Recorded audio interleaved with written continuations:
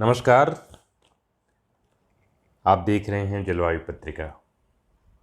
आज विश्व वानिकी दिवस है। विश्व वानिकी दिवस के अवसर पर आपसे एक संवाद।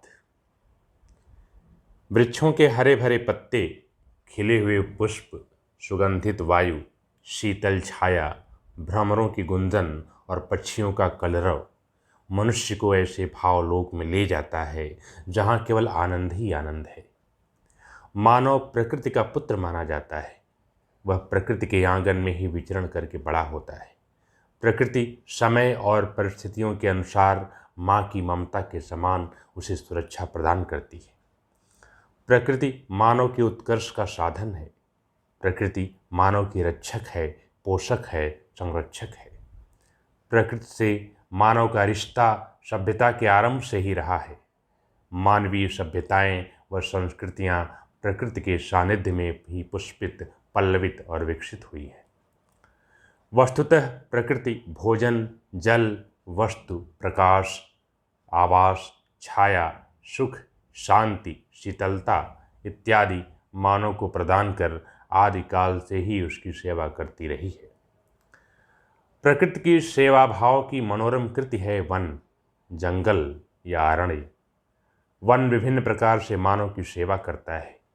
वनों की महत्ता के कारण भारतीय संस्कृति अरण्य संस्कृति कही जाती है। वृक्षों के प्रति अपनत्व व आदर भाव भारतीय संस्कृति की विशेषता रही है। वृक्ष मानव जीवन का मूलाधार है, क्योंकि वृक्ष ही प्राणदायिनी वायु ऑक्सीजन के साथ साथ प्रत्यक्ष या परोक्ष रूप से भोजन, वस्त्र व आवास प्रदान करता है।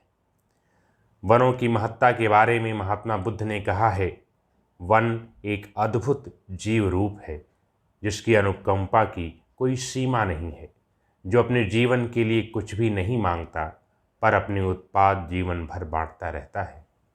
यही सभी को सुरक्षा देता है, यहाँ तक कि अपना नाश करने के लिए आए हुए कुठारघाती को भी छाया प्रदान करता है। पथ के किनारे हे वृक्ष, तुम युग युग जियो और आनंद पूर्वक रहो, क्योंकि तुम अपनी मंजरियों से कोकिलों का, पराग से भ्रमरों तथा फल से पथिकों का सदा उपकार करते हो। संस्कृति का उद्भव ही जंगलों में हुआ है। वृक्ष सदैव ही हमारे आध्यात्म, शिक्षा, साधना एवं ज्ञान प्राप्ति के केंद्र बिंदु रहे हैं। महाभारत और रामायण में दंडकारण्य, नंदन वन एवं पंचवटी जैसे वनों का आकर्षक वर्णन है। हमारे ऋषि मुनि तपस्वी वृक्षों के अभिन्न मित्र थे। वे वृक्षों की स्नेहिल छाया में बैठकर अध्ययन, चिंतन और मनन करते थे।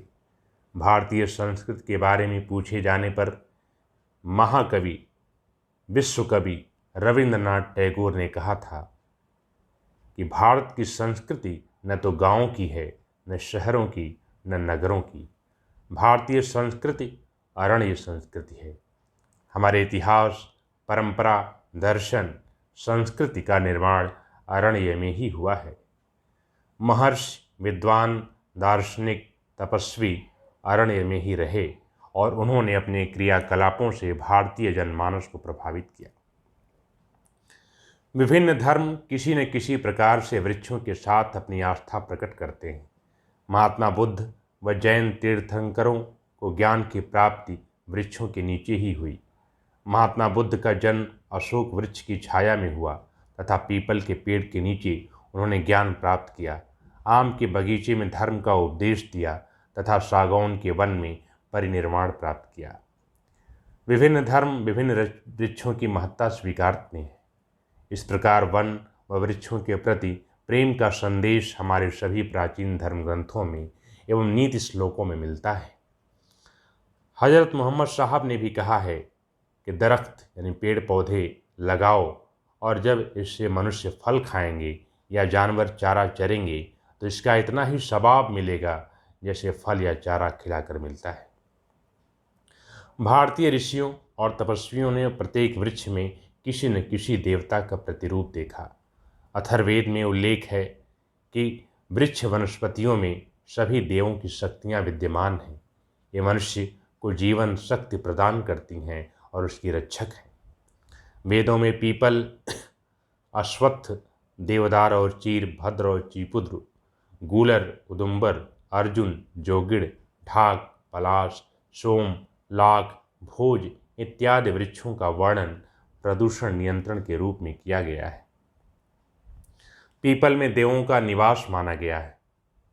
श्री कृष्ण ने गीता में कहा है कि वृक्षों में मैं पीपल हूँ।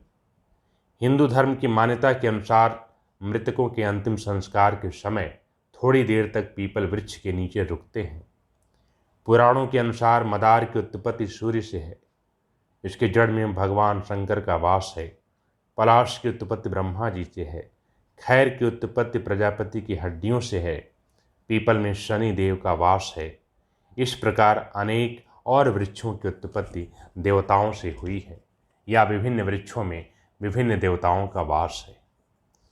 इसी विश्वास, आस्था, जड़ता या अंध धार्मिकता के बहाने पीपल, बरगद, पलाश, मदार, बेल, कुश, तुलसी, हल्दी, रुद्राक्ष, नारियल, केला, चंदन, शमी इत्यादि वृक्ष कटने से तो बच गए। शायद इसीलिए हमारे पूर्वजों ने सामाजिक वर्जनाओं को अनिवार्य बनाने के निमित्त उन्हें धर्म से संबद्ध कर दिया, ताकि उनका अनुपालन, संरक्षण भली भांति हो सके। जंगल पृथ्वी का कवच है। वृक्ष संसार की रक्षा करते हैं और उसे प्राण वायु रूपी दूध पिलाते हैं। शायद इसीलिए वृक्षों को माता कहा गया है। वृक्ष कार्बन डाइऑक्साइड रूपी विष को पीकर ऑक्सीजन रूपी अमृत छोड़ते हैं। वृक्षों के इसी गुण के कारण राजस्थान के बिश्नोई शहीदों की नेत्री अमृता देवी ने कहा था, सिर साँटे रूख रहे तो भी सस्तो जाड़, अर्थात शीश झुकाकर या कटाकर भी वृक्ष बचाया जा सके तो भी सौदा सस्ता है। श्रीमद् भागवत गीता में वृक्षों के महत्व को दर्शाते हुए कहा गया है कि अहो येषां वदम जन्म सर्व प्राण युद्ध जीवनम सुजनेश्व धन्या मही रूहा एभ्यो निराशा यान्ति नार्थिन, अर्थात समस्त प्राणियों को जीवन प्रदान करने वाले इन वृक्षों का जन्म कितना उत्तम है। सज्जनों जैसे कितने धन्य हैं जिनके पास से कोई याचक निराश नहीं लौटता। पर्यावरण संतुलन बनाए रखने में वनों की भूमिका अत्यंत महत्वपूर्ण है, परंतु बढ़ती जनसंख्या ने विभिन्न आवश्यकताओं की पूर्ति हेतु द्रुत गति से निर्वनीकरण को बढ़ावा दिया है। आज जब पर्यावरण असंतुलन चरम पर है, तब पर्यावरण संरक्षण का मसला आफत बनकर आया। तब जाकर प्रकृति के साथ रहकर औद्योगिक विकास की बात उठ रही है। पर्यावरणीय असंतुलन का प्रमुख कारण निर्वनीकरण है। यह अच्छी बात है कि विश्व ने इस गंभीर खतरे को देर से ही पहचाना, लेकिन पहचाना और उससे बचने के प्रयास शुरू कर दिए। वन संसाधनों और इनके संरक्षण के मामले में भारत विश्व के अन्य देशों से कहीं आगे है। इसीलिए संयुक्त राष्ट्र पर्यावरण कार्यक्रम ने 2011 में विश्व पर्यावरण दिवस की थीम के क्रियान्वयन की मेजबानी भारत को सौंपी थी। ऐसे में हमारा दायित्व हो जाता है कि हम अपनी जिम्मेदारी का सफलतापूर्वक निर्वहन लगातार करें, हमेशा करें, क्योंकि दुनिया की हम पर नज़र है। वनों की अहमियत को समझना हमारे लिए अत्यंत आवश्यक है। उनके बगैर मानव जीवन की कल्पना ही नहीं की जा सकती। दुनिया में लगभग 106 करोड़ लोग अपनी आजीविका के लिए वनों पर निर्भर हैं। वनों में लगभग 1.5 करोड़ जीव प्रजातियां निवास करती हैं जो एक दूसरे पर निर्भर हैं। वनों में निवास करने वाली प्रजातियां जैव विविधता को कायम रखे हुए हैं। यह सर्वविदित व सर्वमान्य है कि प्रकृति का सबसे बड़ा उपहार वनों में पाए जाने वाले वृक्ष ही हैं और मनुष्य का अस्तित्व पेड़ पौधों और जीव जंतुओं के अस्तित्व पर निर्भर है। वन वृक्षों द्वारा मनुष्य की प्राथमिक आवश्यकताएं रोटी, कपड़ा और मकान की पूर्ति करते हैं। वनों के वृक्ष स्वयं रोजगार के उत्तम साधन हैं।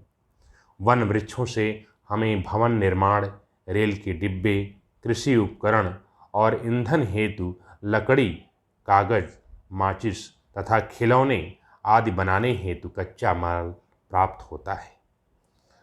कागज़, प्लाईवुड, लाख, बीड़ी, माचिस, टैनिन, डाई, कत्था, पेंसिल, गोंद, दवाइयाँ, मसाले, रेशा, खेल कूद के सामान, रेशम इत्यादि उद्योग वनों पर ही निर्भर है।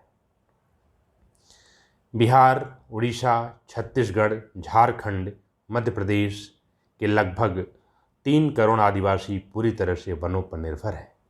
ये आदिवासी साल, औसन, अर्जुन आदि वृक्षों से उत्पन्न टैनिन, प्राकृतिक रेशम, दवाइयाँ, शहद, मोम, गोंद इत्यादि को इकट्ठा करके बाजार या साप्ताहिक पाक्षिक हाटों में बेचकर अपना भरण पोषण करते हैं। वन विश्व के बहुमूल्य प्राकृतिक संसाधन है। यदि वन वृक्ष नहीं होते तो हमारी धरती रहने योग्य नहीं रहती। हमें वनों की कीमत समझनी होगी। वैज्ञानिकों ने पीपल के एक पेड़ की कीमत लगभग 250 करोड़ रुपए आंकी है। इसमें पीपल के पेड़ द्वारा सोखी जाने वाली कार्बन डाइऑक्साइड, उत्सर्जित की जाने वाली ऑक्सीजन, सूर्य की रोशनी से फलों को पकाने की क्षमता पैदा करना, गंदे पानी को सोखना, बारिश कराना, लकड़ी आदि गुणों को जोड़ा गया है। इसी प्रकार हर प्रकार के पेड़ों की कीमत आंकी गई है, जिसमें से प्रत्येक की कीमत करोड़ों में है। वनों के कारण स्थानीय वर्षा 8 से 10% अधिक होती है। वन तापमान कम करने तथा आर्द्रता बढ़ाने में सहायक होते हैं। इसीलिए शहरी क्षेत्रों की तुलना में वन क्षेत्रों का तापमान 4 से 7 डिग्री सेंटीग्रेड तक कम रहता है तथा वाष्पोत्सर्जन भी कम होता है। वन जैव पदार्थ और पोषकों के पुनर्चक्रण के माध्यम से मिट्टी की उर्वरता को बनाए रखते हैं। वन वृक्ष हवा के तेज बहाव को कम करते हैं, साथ ही वर्षा की छींटों से होने वाले मृदा अपरदन को रोकते हैं। इनकी पत्तियां खाद के रूप में प्रयुक्त होती हैं। वन भूमि पर पानी को एकत्र करने में सहायक होते हैं, जिससे जल भूमिगत होकर एकत्रित होता है। इससे ज़मीन पर पानी का बहाव कम होता है, जिससे मृदा अपरदन कम होता है। इससे बाढ़ का प्रकोप भी कम होता है, क्योंकि अधिकतर बाढ़ मृदा अपरदन के कारण बहकर आने वाली मिट्टी के जमा हो जाने के कारण आती है। इस प्रकार वन भूमि संरक्षण तथा मृदा संरक्षण दोनों में योगदान करते हैं। इस प्रकार वृक्ष वसुंधरा को मरुस्थल बनने से रोकते हैं तथा पर्यावरणीय संतुलन को बनाए रखते हैं। इसके अतिरिक्त वन वृक्ष सौंदर्य एवं मनोरंजन के भी साधन हैं। लोग वृक्षों के सुंदर आकार प्रकार को देखकर उनके फूलों के प्यारे रंग एवं सुगंध से अपने मन को आह्लादित होने से नहीं रोक पाते हैं। शहरी वानिकी के अंतर्गत शहरों को सुंदर बनाए रखने में वृक्षों की अहम भूमिका है। चिकित्सीय खोजों में यह प्रमाणित हुआ है कि जहाँ पर वन वृक्ष अधिक पाए जाते हैं, वहाँ के बच्चों में कम वन वृक्ष वाली जगहों की अपेक्षा बच्चों की तुलना में दमा होने के अवसर कम हो जाते हैं। इस प्रकार यह कहा जा सकता है कि वन वृक्षों का हमारे जीवन में महत्वपूर्ण स्थान है। वृक्ष ही धरती की सांस है, कवच है, नींव है। हमारे सौर मंडल के अन्य ग्रहों उपग्रहों पर वृक्ष एवं वनस्पतियाँ नहीं हैं, इसलिए वहाँ जीवन नहीं है। इसलिए हम अपनी पृथ्वी को संकट में क्यों डालें। तो आइए हम प्रण लेते हैं इस विश्व वानिकी दिवस के अवसर पर कि हम वनों को बचाएं, उनकी रक्षा करें और पेड़ लगाएं। क्या है जंगल के उपकार, मिट्टी, पानी और बयार। क्या है जंगल के उपकार, मिट्टी, पानी और बयार। आइए हम अपने पर्यावरण को बचाएं और पर्यावरण को बचाने के लिए हमारी आपकी एकजुटता आवश्यक है। धन्यवाद।